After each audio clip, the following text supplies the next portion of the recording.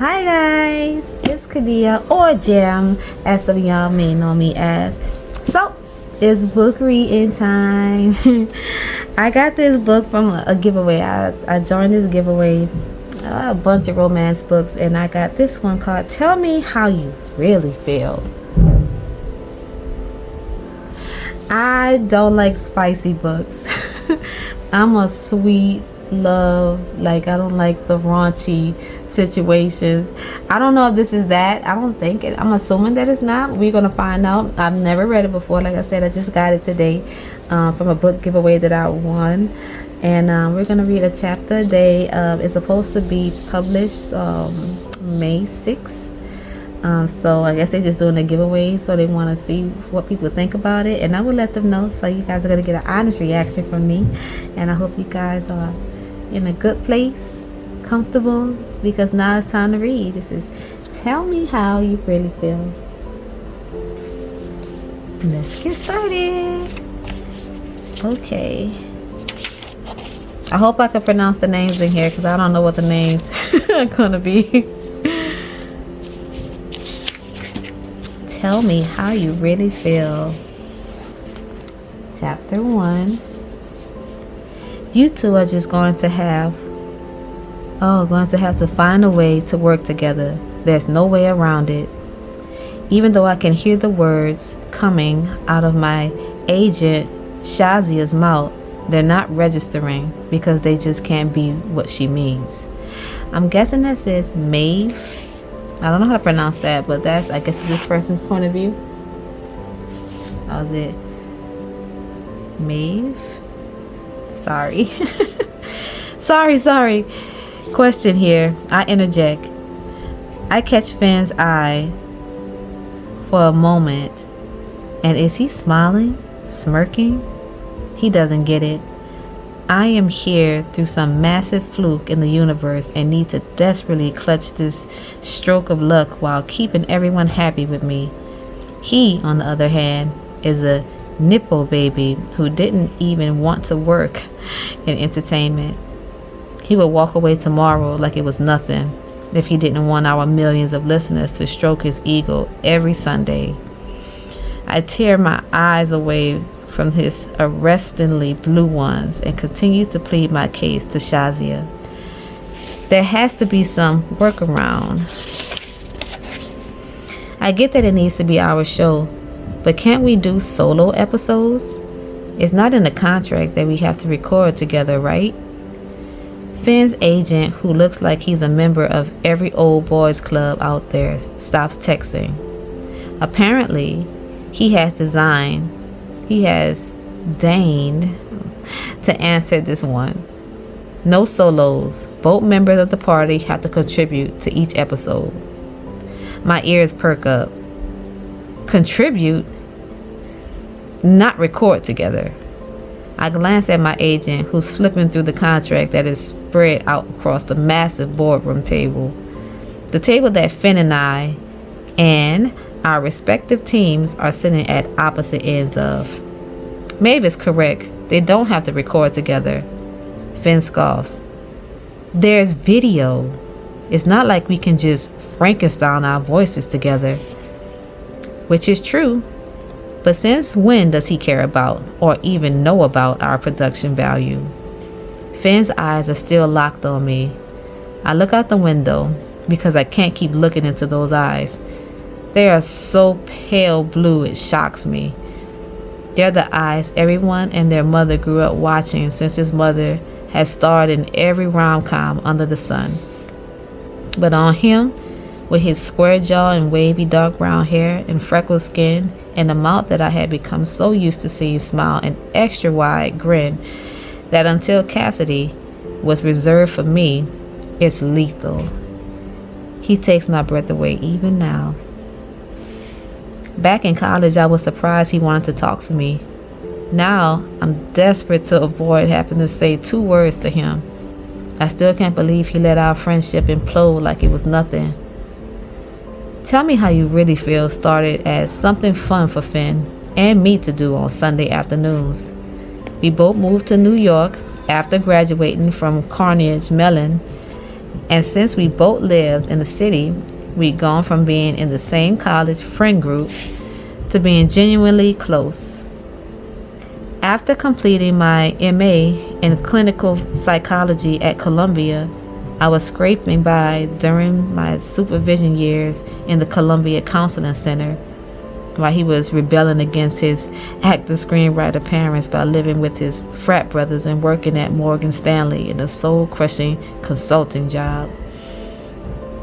I was tired of giving relationship advice to rich 18-year-olds who wouldn't take it anyway, and so I decided, why not put my psychology degrees to good use with a sex and relationships advice podcast.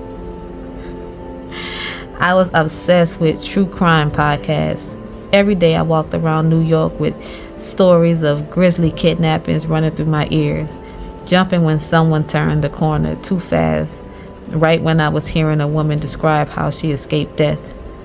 With my anxiety, it didn't quite make sense that that's what I like to listen to for fun. But for some reason, getting wrapped up in an episode made me feel relaxed rather than on edge. I love when the storytelling was so good that I audibly gasped or laughed aloud on the subway. But I had no idea how to start my own show, or if anyone would even want a sex and relationships podcast from me. So I asked Finn if he wanted to join and jazz things up with a guy's perspective. At least if we did it together, it would be fun, even if it was a total flop. If he had said no, I don't know what I would have had the guts to actually sit down and record. In episode 1, we sat in my closet of a room and recorded on our iPhones as we dished on first dates we'd been on and gave advice. In episode 2, we talked about our past relationships and, drum roll please, how we really felt about each other's exes. But it was episode 3 that went viral, like really viral. Because while he was baked and I was buzzed, we recorded an episode that was everything anyone needed to know about how to go down on their partner. Oh my gosh. We hit upload before we sobered up. It went viral. We got fired from, oh Lord have mercy. We got fired from our day jobs, and now 2 years later, we have one of the biggest podcast deals in the world because suddenly podcasts are cool. Since when do you know how the recording works? I snap at him. Last I checked, I'm the one setting up the cameras and mics. You don't even care about the show. We started out filming on our phones. Then in the brief period before I was fired from my counseling job, I signed out cameras from Columbia for us to film on. And once we got the first few big sponsors, Trojan, Airbnb, and Urban Stems, thank you very much, I upgraded us to Sony cameras, Sennheiser, lav mics, and one giant sky panel light. I had never been so grateful to have taken intro to film production as my creative arts requirement back in the undergrad. Finn leans back in his chair and shakes his head, his dark brown hair falling into an agonizingly perfect flop when he returns to glaring at me. Don't be mean, Maeve. It doesn't suit you. What an arrogant prick. From the way my heart is pounding in my throat, I can tell a panic attack is on the horizon if I don't get out of this room in the next few minutes. Do you even hear yourself? I whispered. Just let me do this my way because I cannot deal with your bullshit anymore. We said the show was about helping each other find Mr. and Mrs. Right, and I thought it also gave him a creative outlet he was secretly desperate for. But now, I think maybe it was all just an ego boost for Finn. I don't know him anymore. You can't be serious. Our fans want to see us, Maeve.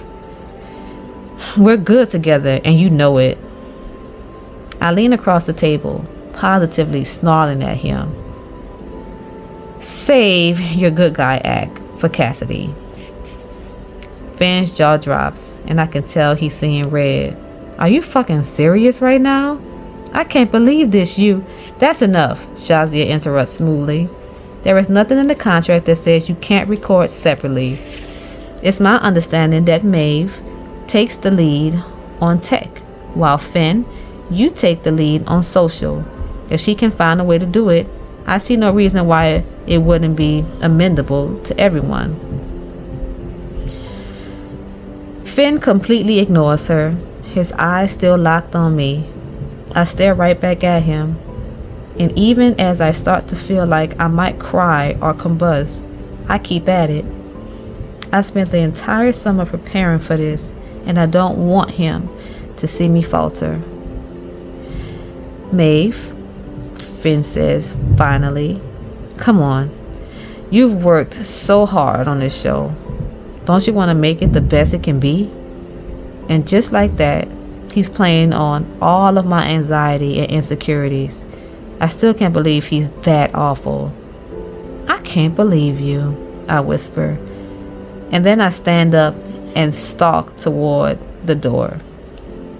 Right as my hand touches the doorknob, Finn calls out to me, Maeve, Cassidy is, save it, I shout. I know they're done, but it doesn't fucking matter. I slam that door behind me and wish I could erase the past few months from my memory. And this is why we shouldn't record together, because we don't have a spark. We have a forest fire. And we bring out the worst in each other. Or rather, Finn brings out the worst in me, while he gets everything he's ever wanted and more. And I can't believe we went from something to desperately trying to not be in the same room, even though we're being paid millions of dollars to do exactly that. Once I'm outside the CAA conference room, I have no idea how to get out of the building. I lean against the wall down the hall and do the breathing exercises I learned in therapy years ago.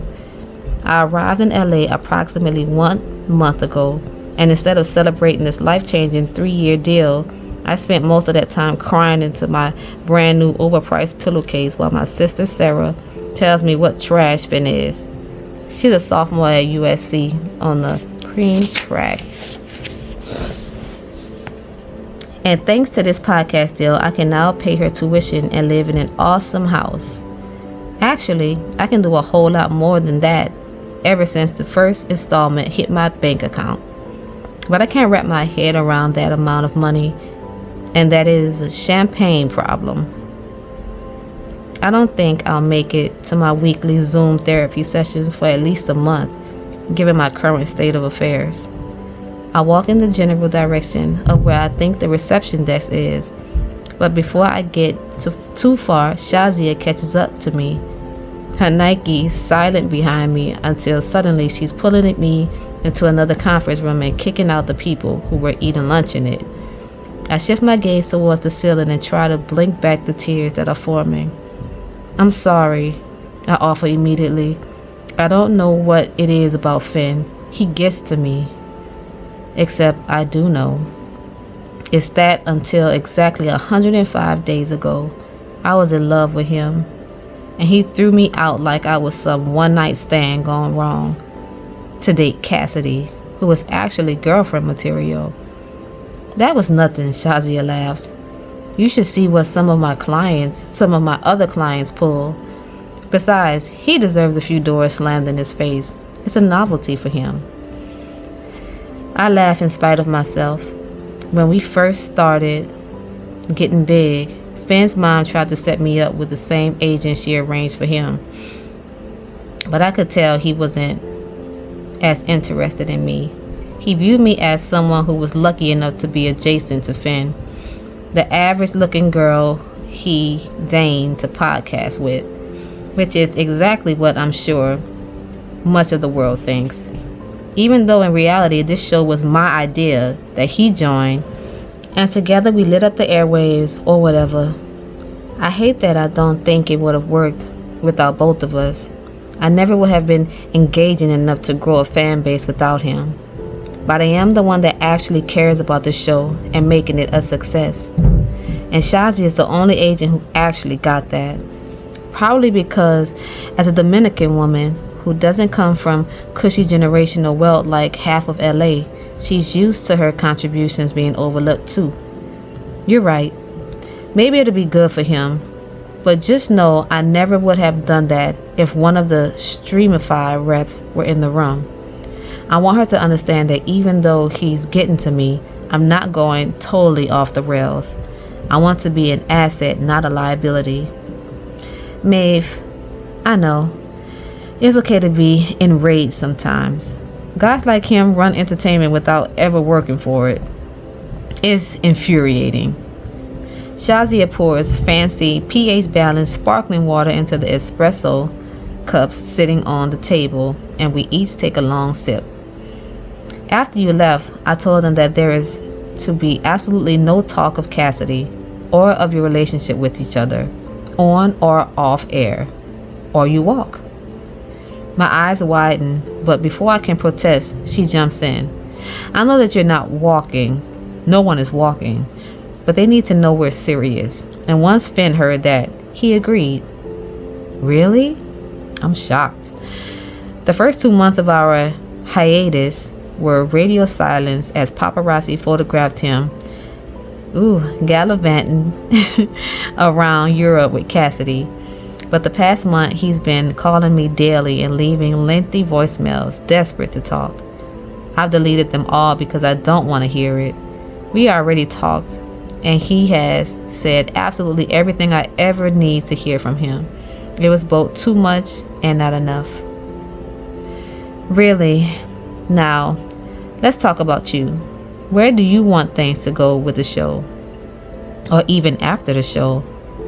Shazi and I haven't talked much since I agreed to the official Streamify deal months ago. At the time, it felt like I had finally made myself into something. I thought Shazia was being ridiculous when she told me to start thinking about what my next move would be. I wanted to keep doing Tell Me How You Really Feel with Finn forever. Yeah, it was more graphic than I wanted, but I understood. Go viral now, get the deal, then do the show exactly as I wanted. With Finn, because together we are so alive. When we were working together to brainstorm and record, it felt like the best idea I'd ever had was constantly on the tip of my tongue.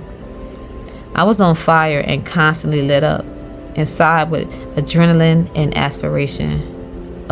Inspiration. With desire. Until suddenly, I was crashing down into the lowest low I'd had in years. Now, I wonder if Shazia saw the writing on the wall. I take a deep breath, then blurt out my idea, ready to be told it's unrealistic. Even though I've built something that has value and have gone to school for the better part of a decade in meetings with agents and producers, I still feel like a little girl who's playing dress up. And the problem is, when I played dress up as a child, I'd always look to my right or left and see my sisters doing it better. I want to do it a solo show. I want to do serious couples counseling and record it and let it air.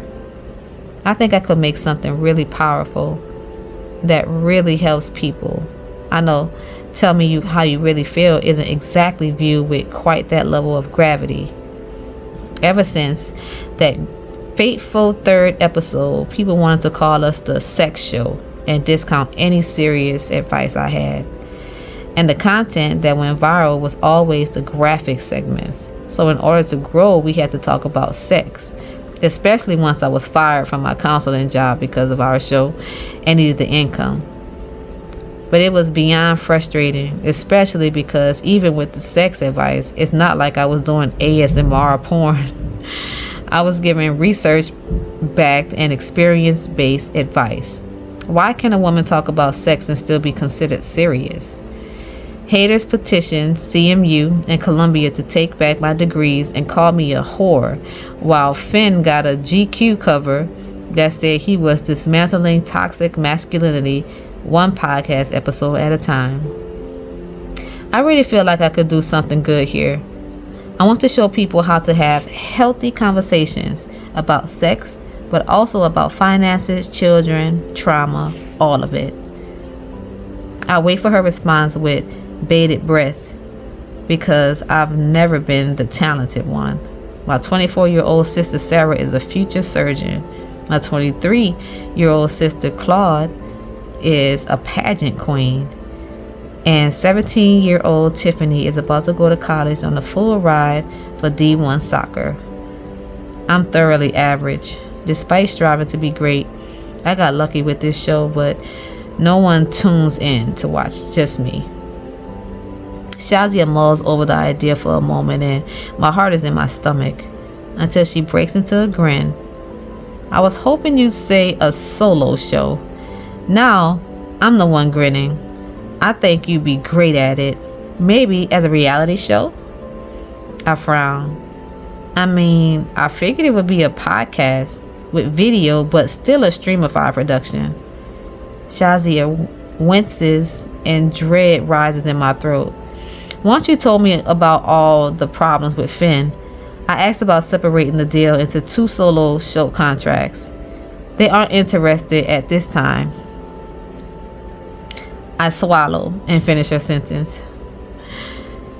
In a solo show with me? Because they already asked Finn to do a solo show when we were in negotiations. They wanted to add a show to his contract, a weekly rewatch show of all his mom's rom-coms.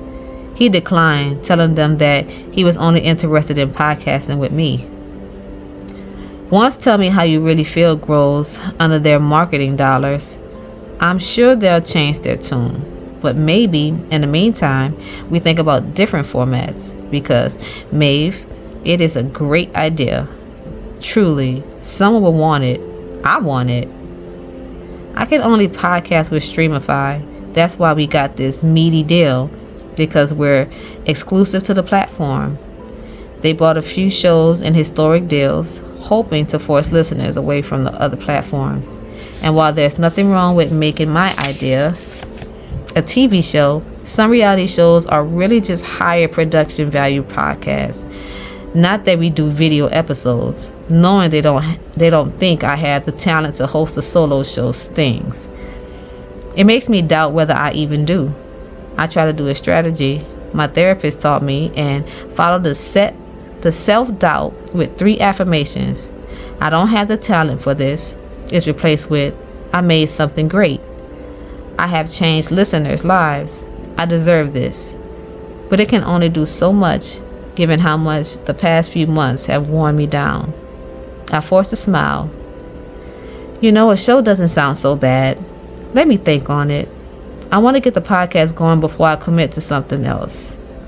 Of course. Once again, you're my smartest client. Shazia pours us each another tiny espresso cup of water and throws hers back. Listen, if things don't go well with Finn, call me. I'll sort it out. I have to head uptown for another meeting with a supremely irritating client who went viral for gluing her eyelids shut and now has a beauty show on Netflix. And that is why I can't help but think I probably maybe didn't earn all this, because even people like that have a Netflix show. Have fun. I waved Shazia off, then slipped my feet out of my heels and slumped back in the chair. All of the energy drained out of me. But to my dismay, when I shut my eyes, it's Finn staring at me that runs back through my head. That was chapter 1. I don't know what I feel about it so far, but interesting. See you guys tomorrow for chapter 2.